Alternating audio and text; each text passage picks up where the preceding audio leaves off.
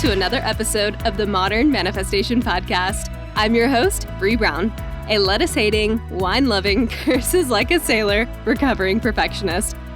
Having thrived in a male-dominated, commission-based industry, I'm passionate about helping women boldly pursue their life goals. In this space, we build confidence with our mindset, manifestation, and spirituality. I believe that your life manifests as a result of who you are, not what you do, and that your personality creates your personal reality. Join this growing community to increase your net worth by increasing your self-worth. Now let's jump into today's topic.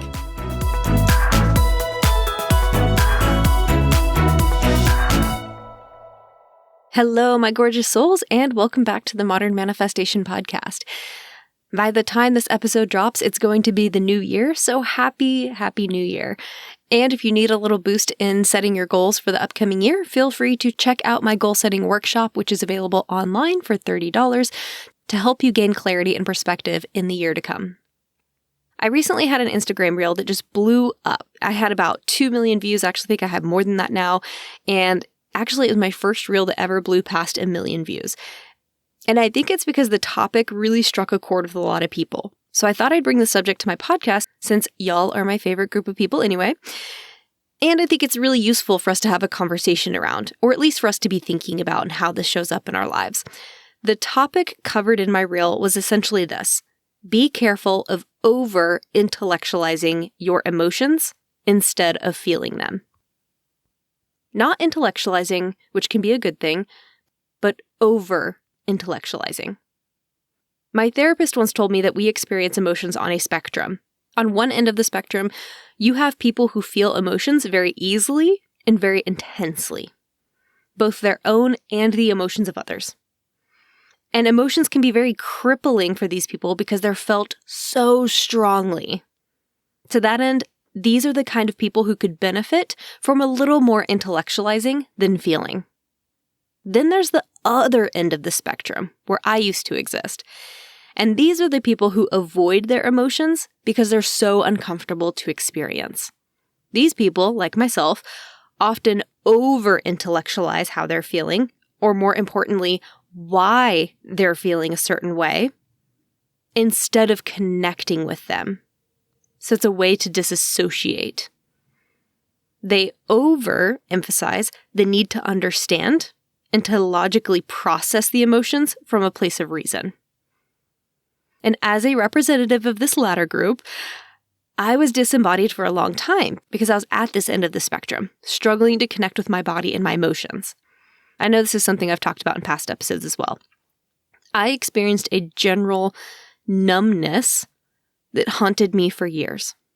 To that end, I can't really speak to the experiences of the group that feels their emotions very intensely because, one, I've never shared this experience, and two, I'm not a therapist or mental health professional.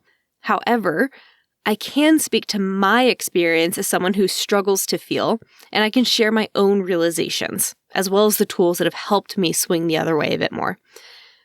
So if you are someone that experiences all of your emotions very deeply, this podcast episode isn't necessarily for you directly, but it might help you better understand someone in your life who might be a little bit more like me, at the other end of the spectrum. Now, over-intellectualizing our emotions doesn't mean that I and people like me don't experience our emotions like anger and sadness and disappointment and grief. I do experience those things.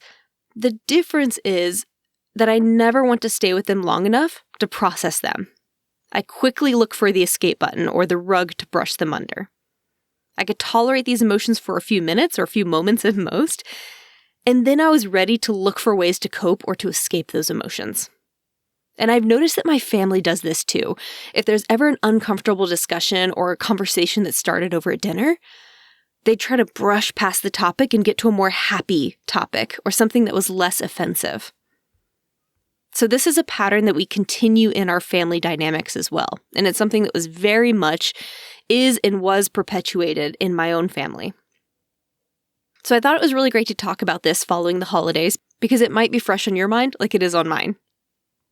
So as someone who has a tendency to over-intellectualize, I would walk into therapy and I could describe my toxic issues. I would label them. I knew the mental state of my parents and their parents and why they were the way they are and the patterns we repeat as a family. I could analyze my past and provide reasons why I am the way that I am. But I wouldn't tap into the emotional trauma of any of it. I wanted to analyze and understand from a distance. I didn't want to revisit the emotions. The ones I never really visited in the first place. But we create from our identity and our authenticity. And when our identity is still tied up in old stories, we aren't living authentically. And then we create scenarios where we revisit these traumas until they're acknowledged, or we revisit these emotions until they're acknowledged.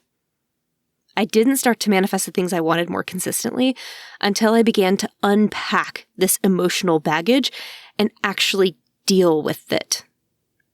And not just pack it into a smaller and a smaller and a smaller box and put it higher and higher and higher on the shelf to deal with later.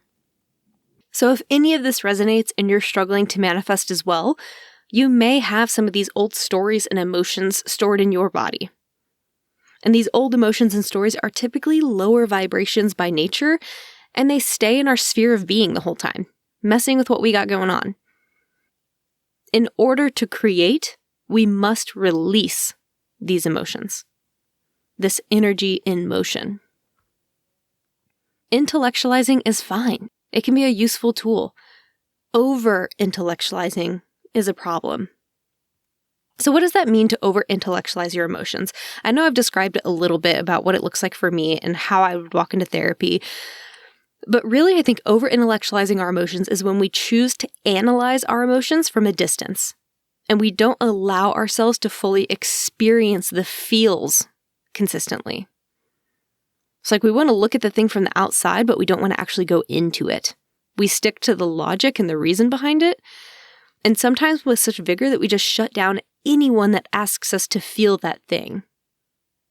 Analyzing, fine. Feeling, no thank you. Like I said, in therapy, I could talk all about my toxic issues, relationships, how they manifested in my present reality, what I need to work on as a result of it, how I understood other people's perspectives. But if my therapist stopped and asked me, how does that make you feel? I immediately got angry. I was like, this isn't why I'm here. I didn't want to experience the emotions. I just wanted to talk about them. I just wanted to analyze them. I wanted to keep them at arm's length. And I couldn't understand why that wasn't enough. How dare she suggest I feel these silly little emotions? They're so illogical, right? I would find myself thinking things like, let's just stick to the facts, analyze them, and move on. Feeling? No thank you. Pass. And perhaps unsurprisingly, it turns out that intellectualizing your emotions can be a defense mechanism. Big surprise there. Over-intellectualizing our emotions, when done to an extreme, is another form of emotional suppression. And in case you're new here, I am the queen of emotional suppression, or I should say I was the queen of emotional suppression. Our brains and our bodies allow us the ability to bypass our emotions, especially when we're feeling stressed, because it isn't helpful to experience these things if we're being chased by a lion. However, we weren't meant to avoid our emotions indefinitely. Yet there I was, decades of emotional suppression, still just wanting to talk about my past, but not wanting to experience the emotional remnants it left behind, because I was very intolerant of emotional sensations. I was not resilient enough to handle them. And you know what happened when I didn't feel my emotions in real time? At the appropriate times, I would take them out on some undeserving person later at an inappropriate time, when it didn't matter and they didn't deserve it. So I'm not suggesting that you never explore your trauma and become aware of the sources behind them and analyze. There is a time and a place for intellectualizing wherein it can be a good thing. In fact, I think we all need a healthy dose of both feeling our emotions and intellectualizing our emotions. Logic can be great. It's one of my favorite tools. And like anything else, it can also limit our growth when it's overemphasized and overutilized. Intellectualizing can be useful to sidestep our stress, trauma, and negative experiences so that we can survive. But when it's used too often as a crutch, it becomes counterproductive to our health. Feeling is uncomfortable. I get it. It sucks sometimes. But feeling is healing. I've spent years trying to become more mindful of where I over-intellectualize in life at the expense of my emotions. Fighting to feel a wider range of emotions instead of feeling this constant state of numbness. So for a large part of my life, I felt if you consider like despair on one end of the spectrum and joy or elation at the other end of the spectrum, there's like this whole broad range of emotional expression. I pretty much stayed like right in the middle. Like my emotional expression was very limited to like the middle of that row. So there were very, very, very brief times where I might feel grief or rage or joy or elation for like a split second or maybe a moment, but it quickly dissipated. And the reason that happened to me is because I turned down the volume on my emotions overall. I wanted to over-intellectualize and not feel them, so my body wasn't used to that exercise of allowing them, so my window of emotional expression got smaller. I was more numb, more consistently. But when we turn down the dial on our emotions, we turn them all down. We don't just turn down the bad emotions, we turn down the good too. And I'll never forget an app that actually helped me come to this realization. One day I was signing into this app, and at the very beginning of each visit, it would always ask you to rate your mood. And after probably a year of using this app, one day I became aware that I almost always selected the middle option. Okay, fine, can't complain, all good, no worries. And so I decided to go back through the log of all the emotions that I had tracked over the past year, and I saw that I never once selected the worst moods they offered. And I also had never selected the happiest moods they had offered. 99.9% of my self-reports were just, okay, middle of the road. And I also noticed that when it came to experiences in life, I felt defective emotionally because I never got really excited like others. But I also didn't get angry at the appropriate times either. It would come much later. It was like a delayed response. And I remember being younger in business, and there was an issue that came up with this other broker and myself as we were working on a deal. And he was visibly fuming, absolutely furious at this other landlord broker because we felt like we'd been crossed. And he looked over at me and he expected me to be caught up in the rage just as much as he was. But I was there, blankly staring. Still fine, all good, can't complain. And he looked at me like I clearly didn't understand the situation because I should be enraged. But I couldn't drum up the feelings he was experiencing at that time because I was frozen. We talk about stress, fight, flight, fawn, or freeze. I had frozen. And that's where I primarily have stayed for a lot of my life. So you might be thinking, oh, well, you were non-reactive. That's the goal, right? To become less reactive in life. And yes, that is a goal, but that's not what I was doing. I wasn't less reactive internally. I was just frozen. My nervous system was dysregulated, and that was the route that I'd gone. I froze. I didn't experience anything. And I wasn't meditating at that time, and I wasn't working on calming my nervous system regularly. I was just in this constant state of freeze. Numb. And the funny thing is about this stage is that you can feel rage. You can feel those more negative emotions, but it always happens at inappropriate times because you have to wait for that freezing process to kind of thaw out. You thaw out. And then you might experience rage at someone driving too slowly, or a slow walker, or someone's cart in the way at the grocery store. It's usually misplaced and unpredictable because you just don't know when you're going to thaw out and enter into fight mode instead. So this is why it's important to talk about feeling our emotions, because otherwise we're a ticking time bomb without this skill. We could be numb to the bad emotions and the good emotions. And when we're numb, we're not living in alignment. We're not living in authenticity when we don't practice feeling our emotions. And expressing our emotions in a healthy way allows us to begin to exit the fight, flight, freeze, and fawn cycle and to begin to create nervous system regulation. So what does it look like to over-intellectualize? Well, here's what it looked like for me in real time. I might have gotten out of a long-term relationship, and instead of feeling my grief and anger and frustration and disappointment, Instead, I would read all kinds of books about creating better communication and narcissism, and books for couples and love languages. But I would avoid the grief and the emotions associated with the breakup. I would go into learning instead of feeling. Or I might start listening to a ton of podcast episodes about narcissistic parents and their impact on children. But I would avoid the sadness that this situation had actually caused me. I just wanted to learn about it and analyze how that would apply to me. But I never gave my inner child the expression to be able to feel that grief associated with it, or feel the anger associated with having been treated that way.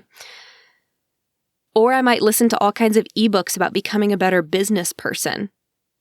But I would avoid the shame created by my imposter syndrome, and I would just keep learning, and never dealing with the self-worth issues that were actually keeping me from doing the things I needed to do. I just wanted to learn more instead of resolve what was there. It's that shadow work aspect of it. And here's a more recent personal example of mine. Over this past summer, there was someone in my family that I got very angry with. And instead of feeling that anger, that frustration, and allowing that experience to take place in my body, instead, I walked into therapy ready to talk about my boundaries and how they were crossed and how I needed to assert myself a little better and why they took certain actions and then why I took certain actions as a result of those actions. And then I immediately was talking about how I think that they are this, and this in terms of their labels. And then I began to explain their perspective and the upbringing that led them to act that way and why that triggered something within me and because of my upbringing. I was so ready to just jump over all of my feelings by riding the magic carpet of analyzation to get to the other side of understanding and forgiveness. In other words, I just wanted to pole vault over my emotions and get to the resolution. Because this is something I'm still actively working on. It can be a useful skill to contemplate someone else's perspective in a conflict. It can also be a useful skill to analyze the conflict overall and to figure out where your own shortcomings are. But it's not a great idea to immediately jump from anger to understanding without processing what's in the middle. When we don't allow ourselves to feel feelings, we create more problems for ourselves in the form of emotional numbness, physical pain, GI issues, anxiety, depression, etc. These are just a few of the things that I've experienced personally through emotional suppression. So now you might be asking yourself, well, how do you stop intellectualizing your emotions? Because that's what I asked. So here's some of the feedback that I got, and I'll also share with you some of the tips that I have tried out for myself that seem to really work for me. The first is to become aware of this habit within yourself, which I hope this episode will help you do. The second thing is to seek tools that can help you process your emotions in a healthy way. Tools that will help you build this new skill set. So some of the tools that have helped me is, one, obviously therapy. Find someone who can hold you accountable, notice you when you're in the actions, and stop you when you're trying to bypass the emotions. As much as I have worked on this over the years, I still find myself doing it, and it's helpful to have my therapist who will stop me and say, hey, you're doing that thing again. I think this is something that I'll have to continue reiterating to myself over and over again throughout the years and continue to press and make sure that I learn from. Because it's a habit, right? And that's okay. The second thing I recommend is somatic exercises. And this could be any number of exercises, but if you just type in somatic exercises, I guarantee you will find an exercise that resonates with you. So somatic exercises are like body work, basically. So that could be vocalizing. So I remember when my therapist had me use the word VU, V-U-U-U-U, however many U's there are. And she would literally just have me sit and say, okay, just say the word VU, VU, like just hold it.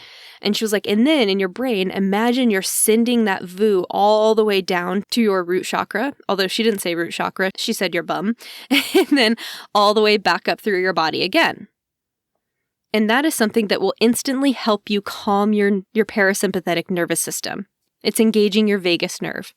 So that is something that I love to do, vocalizing. You don't have to use VU. You could use OM. You could just say any syllable. Whatever it is for you. I'm sure those are great examples if you're in your car. Just find something to vocalize. Like I noticed that I would vocal stem whenever I was uncomfortable, like, ugh, bleh. Like after I got uncomfortable with something. That's totally fine. That's your body trying to reset itself. Allow yourself to do that. If you think of an old memory that just makes you like feel ugh, let yourself vocalize. That is a somatic exercise. Another thing you can do is breath work. Breath work is really, really great for people that are struggling to resolve a lot of the emotions that are stored within your body. Breath work can help you move some of that energy through your body. I have had breath work sessions where I start bawling for no particular reason because that emotion was just stored within me somewhere. I've also felt very angry during breath work. And breath work is also used for people that suffer with PTSD because it is so powerful to help us reconnect with our body and to heal some of those things that are stuck within us. So if you want to get started on breath work, you can always just Google or go on YouTube and find one of Wim Hof's videos.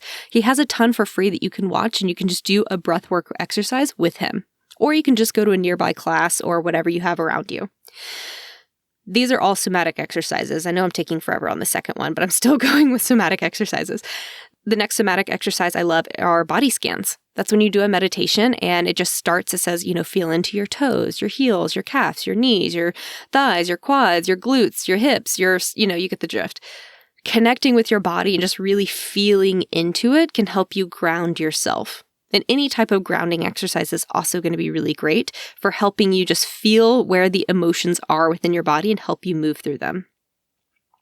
And the last somatic exercise I'll mention is Kundalini. You could argue that this is its own separate topic, but I also feel like there are some great Kundalini exercises you can do that move your body physically that are also somatic. The third thing I would do is meditate. I bet you knew this one was coming. Try those grounding meditations that I mentioned. Try those body scan meditations that I mentioned. And there's also plenty of guided meditations that are focused on emotional release. Find some. Whatever emotion you want to work through, find a guided meditation for that and dive in. Any type of meditation, if you listen to my last episode on the benefits of meditation, any type of meditation is going to help you with emotional processing. The end. The fourth thing I'm going to mention to you is journaling. And this is probably the one that's helped me the most with emotional processing. Because yes, it allows me to go crazy with the intellectualizing. I get to analyze, I get to write down, But once I'm done doing that and getting it all out onto the paper, the most important thing is that I then go into the emotional side of it. I'm trying to find the balance of intellectualizing and feeling. So then what I do is I describe my emotions as best as possible. So I pretty much describe my emotions as if they're objects.